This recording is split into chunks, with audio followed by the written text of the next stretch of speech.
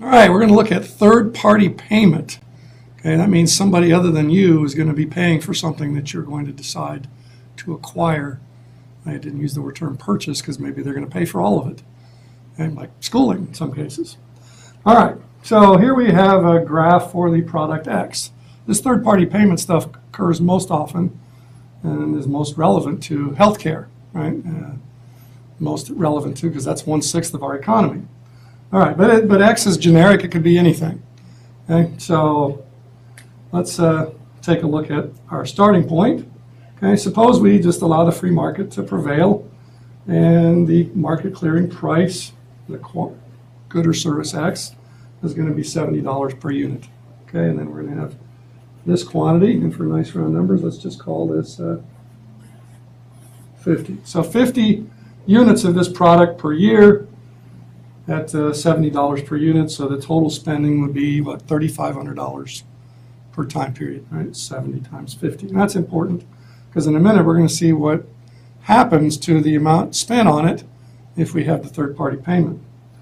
All right, so suppose we come along and say, from now on, the buyer only has to pay for 40% of the cost.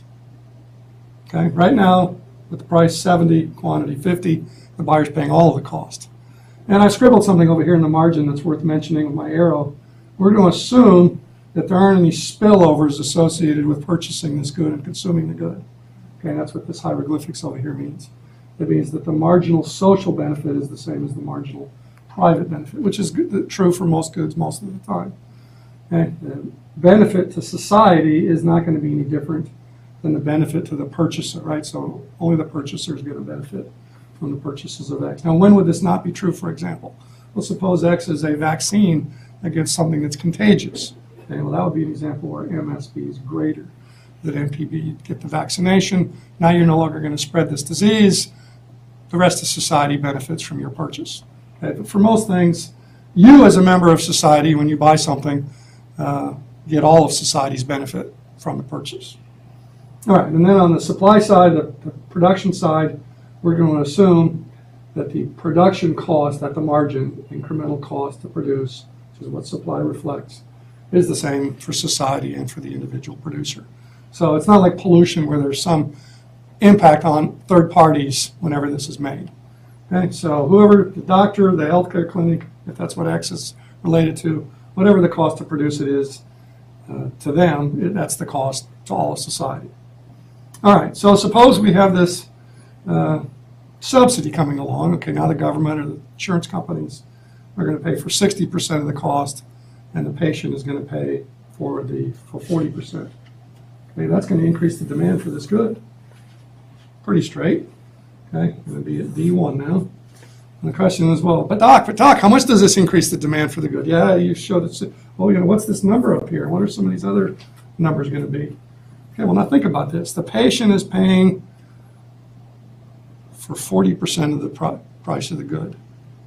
Okay, and the most that they're willing to pay out of pocket for even one unit of this good is 100. 100 is 40% of what?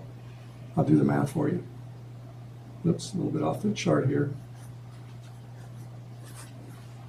250. How do we get that? Well, the math of how you get it is you take the patient's share, and you take the reciprocal of that and multiply it by the 100 to get the starting point for the new demand line. Okay, that's the math of it. Reciprocal of the patient share. What's the patient share? 2/5, right? 40% is 2/5. Reciprocal, 5 halves, 2.5. 250 is 2.5 times 100. Okay, now why is that? Well, that's back to the common sense of it. If the provider were to charge 250 and you only had to pay 40% of it, you'd only have to pay 100. Okay, so it's the same. At any quantity, okay, the willingness to pay is 2.5 times what it used to be, right? Because now you're only paying for 40% of it out of pocket. Okay, so anyway, that's all you need is 2 points. You're going to use this point because 2.5 times 0 is still 0, right? If all you can give away is this quantity over here, no reason to put a number there. We're not going to need it for any calculations. Whatever this number is, this is the amount you can give away at a price of 0. That's not going to be changed by a subsidy, right? Okay, the amount you can give away would stay the same. Okay, so you have that point, you have to find that point, and you just draw a straight line between the two of them to get the new demand. A new equilibrium. Okay, now the market price is going to be more than anybody would be willing to pay for this good to begin with. At least in this case, drawing this graph, it could come out to be exactly the same or lower. Let's see, what does that look like? 120, we'll say. Okay, and then over here, what is that? Let's make sure we don't have too many 50s involved here. Let's say that's 90. All right, so another 40 units of this good will be desired, okay, and provided at this higher price. This is called a moral hazard situation. Why is it called a moral hazard situation? Well, because this additional output from 50 up to 90, these additional 40 units, cost more, would be charged more for without the subsidy than it is worth to the provider, to the consumer to have. Okay? What is this moral hazard business, and what does this mean in real life? It means you go to the doctor and they do some tests and they say, here's what's wrong with you, here's what it's going to cost to fix it. And you go, no, I have other plans with that money. This is not life or death, and that's true for most healthcare things. It's a matter of how fast and pain and healing faster. And no. And the doctor says, relax, you don't have to suffer, you don't have to wait. Your insurance company's going to pick up 60% of this cost. And you go, I want it, doc. If all I have to pay is 40% of that bill, the total cost, I want it. And if the whole amount, no. It's a moral hazard. If you could pass the cost on to somebody else, yeah, I'll put that bill in somebody else's mailbox, sure. If I only had to pay 40 out of $100 and some other faceless, nameless person, like an insurance company, which is people, right, but it has the name of a big, giant insurance company, yeah, if they're going to pay for it, sure, let's go with it. Okay, so that creates a dead weight loss. See, that's based on this assumption over here with this MSB, MPB thing. Okay, if that's the efficient quantity, and by efficient, I don't mean best. Most efficient, I mean, there's other things that matter other than efficiency. Okay? If 50 is the most efficient quantity, then 90 is going to give up some of that initial efficiency gain. Maybe it's justified based on equity grounds. We can all battle through the political system or by other methods of whether the additional cost to society is worth that. But this triangle here defines the dead weight loss. Let's see how big that is. Oh, we need another point over here. See, that looks like to be about 55. Okay, sorry, I can't. So I have to draw my 55 downhill. Okay, 55. So we have that triangle. I don't want to make it too heavily shaded, make my graph look ugly. But this triangle between these 2 points is the dead weight loss, the result of the moral hazard, the result of, yeah, we want more now that somebody else is paying for it, for some of it. Okay, so what is the computation there? 120 minus 55 is the side, this side of the triangle, 65. And then 90 minus 50 is the height of the triangle. Okay, so times 2, or divided by 2, base times height divided by 2 would be 65 times 20. I can do that math in my head. $1,300. Okay, so in terms of efficiency, kind of a price tag on those other things that we think we're accomplishing, equity. Okay, so that's the other end. We don't want poor people to go without this treatment. Okay, so the price tag of a reduced efficiency of this other thing that we're pursuing is going to be $1,300 per year, quantity per year. All right, now let's look at another aspect of this. What are we spending now on this product? Let's see, before we were spending 70 times 50, $3,500 a year. Now we're spending 120 times 90. Let's see, that would be $1,080. 120 times 90. I can do that in my head because 120 times 100, got a couple of zeros on here, right? 12,000.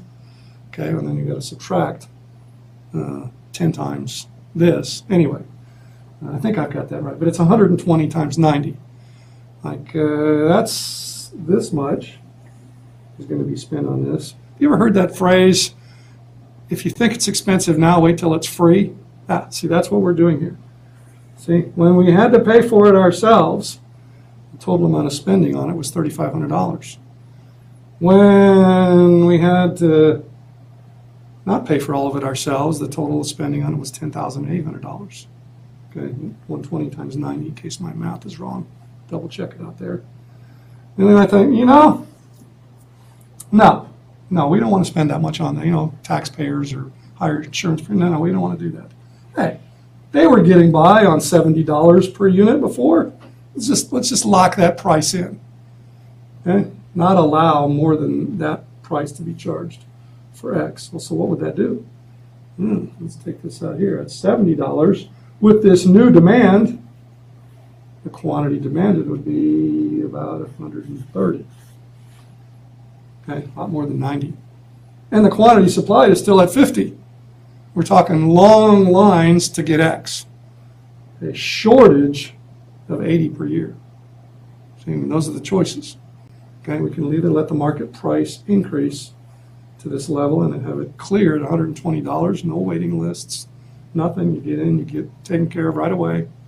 Or we can say, no, we don't want to spend $10,800 on this. Bad enough when we spent $3,500 on it. No, we're gonna control the price, not let those evil producers of X jack the price up on us. Okay, we're going to limit it to where they were before at 70. Okay, now there's going to be a big shortage. 50. So 50 units of this product per year at $70 per unit. So the total spending would be about $3,500 per time period, right? 70 times 50. And that's important because in a minute we're going to see what happens to the amount spent on it if we have the third-party payment. All right, so suppose we come along and say, from now on, the buyer only has to pay for 40% of the cost. Okay, right now, with the price 70, quantity 50, the buyer's paying all of it. I have a graph for the product X.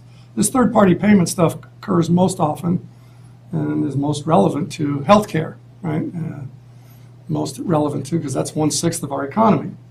All right, but X is generic. It could be anything. Okay, so let's take a look at our starting point.